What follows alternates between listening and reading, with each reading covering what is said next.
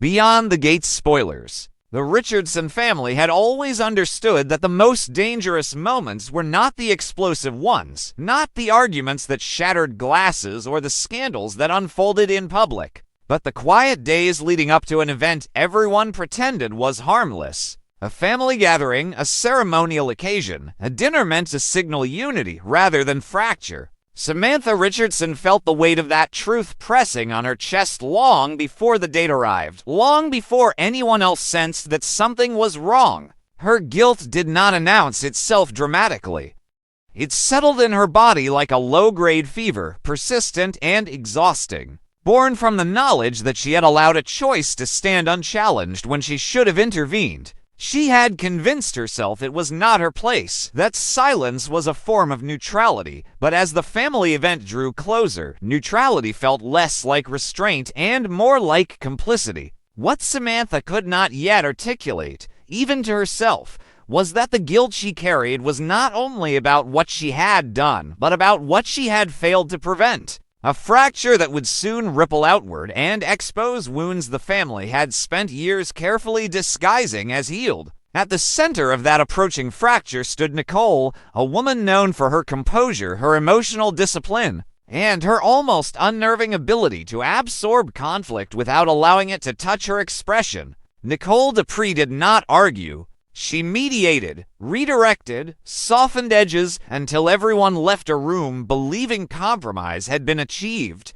That was why her growing tension with Tyrell Richardson unsettled the family so deeply, even before the argument itself became visible. Nicole's unease was subtle at first, expressed through pauses that lingered too long, through questions that sounded polite, but carried an unmistakable edge of concern beneath them. Tyrell, for his part, seemed increasingly resistant to her calm authority, bristling at advice that once would have grounded him. What had begun as a generational disagreement quietly evolved into something more volatile, rooted not in misunderstanding, but in opposing truths neither of them was willing to surrender. Tyrell's frustration did not exist in isolation. It was tangled with unresolved emotions surrounding Jessica, with choices he felt cornered into making, and with a growing resentment toward the expectations placed on him as a Richardson. To Tyrell, Nicole's involvement felt less like care and more like control,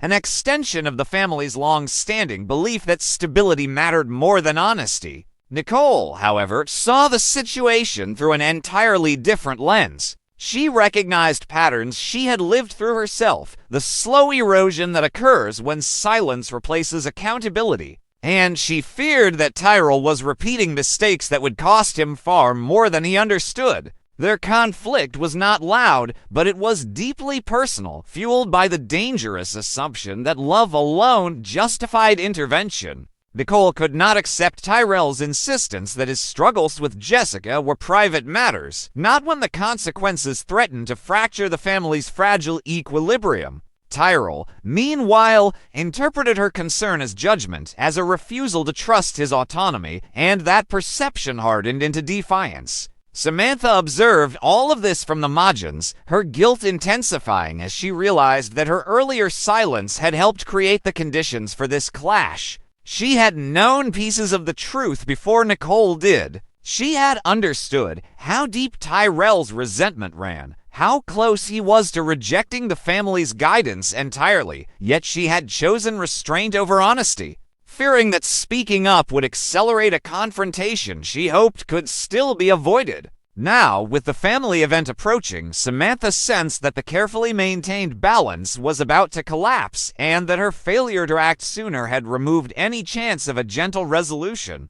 Her guilt was not abstract. It was specific, rooted in moments she replayed obsessively, moments when she could have shifted the trajectory and chose not to. The closer the event loomed, the more Samantha feared that the truth, once exposed, would not only damage relationships but redefine how she was seen by those she loved. As tension simmered within the Richardson household, a parallel strain unfolded within the Dupree family, one that carried far more existential weight. Donnie Dupree found herself standing at the intersection of fear and responsibility, struggling to maintain composure as her mother, Anita, began cancer treatment. The diagnosis had arrived quietly, stripped of dramatics, yet its impact reverberated through every aspect of Donnie's life. Watching Anita confront her illness with resolve forced Donnie to confront vulnerabilities she had long buried beneath routine and obligation.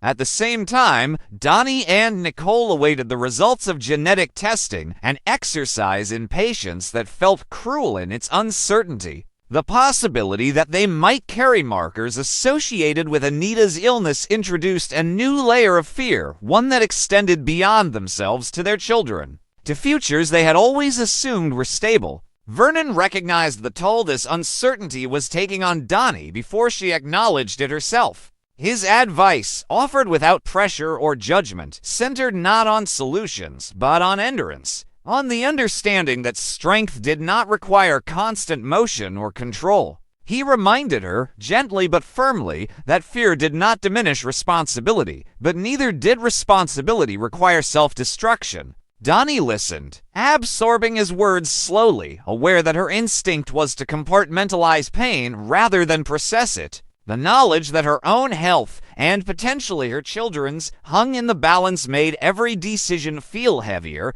every interaction more fragile. She was not only managing her mother's illness, she was managing the emotional fallout of a future that suddenly felt conditional rather than guaranteed. Nicole, caught between the Richardson conflict and the looming genetic uncertainty, found her emotional reserves stretched thin in ways she had never experienced before. The argument with Tyrell unsettled her not only because of its content, but because it revealed cracks in her own certainty. She prided herself on emotional steadiness, on the belief that careful reasoning could resolve most conflicts, yet Tyrell's resistance forced her to confront the limits of that philosophy. His anger mirrored fears she had not voiced aloud, fears about losing influence, about being unable to protect the people she loved from choices that could not be undone. The stress of waiting for medical results compounded this vulnerability, leaving Nicole less guarded, less willing to retreat into composure when confronted.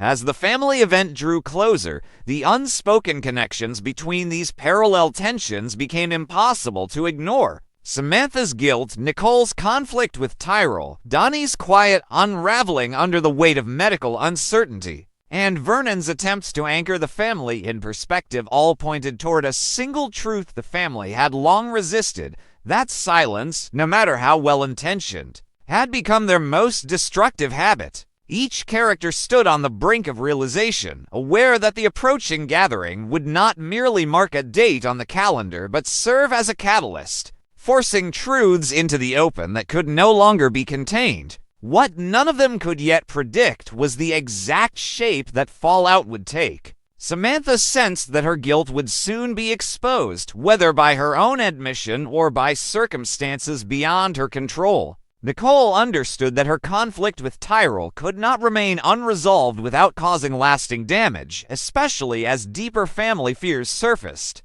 Donnie faced the reality that no amount of emotional discipline could shield her from the consequences of uncertainty. And Vernon knew that advice alone could not prevent a reckoning when avoidance had reached its limit. The family stood at the edge of a moment that would redefine their relationships, not through dramatic revelation, but through the cumulative weight of choices made and not made. When the event finally arrived, it would not simply test their unity.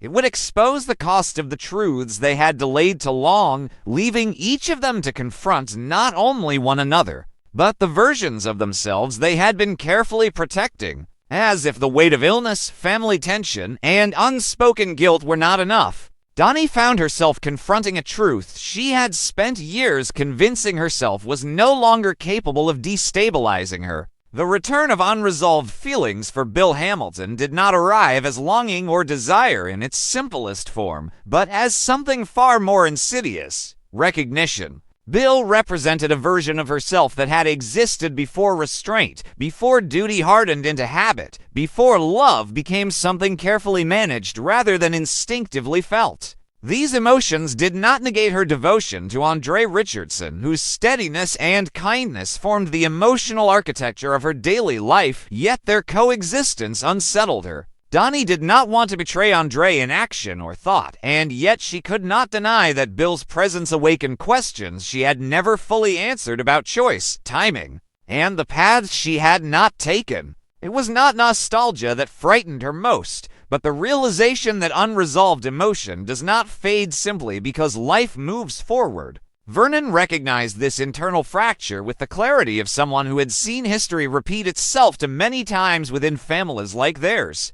His guidance to Donnie was not prescriptive, nor did it minimize her conflict. Instead, it reframed it. He urged her to distinguish between emotion and intention, reminding her that feelings unexamined become liabilities, but feelings acknowledged can be integrated without destruction. Vernon understood that Donnie's turmoil was not about choosing between two men, but about reconciling the woman she once was with the woman she had become. He cautioned her against the false belief that emotional clarity required emotional purity, emphasizing that loyalty was measured not by the absence of temptation, but by the integrity of one's choices in its presence. For Donnie, this advice did not erase her confusion, but it grounded her, offering a framework within which she could confront her feelings without allowing them to dictate her actions. Still, she sensed that understanding alone would not prevent consequences, especially as emotional tension continued to rise across the broader family landscape.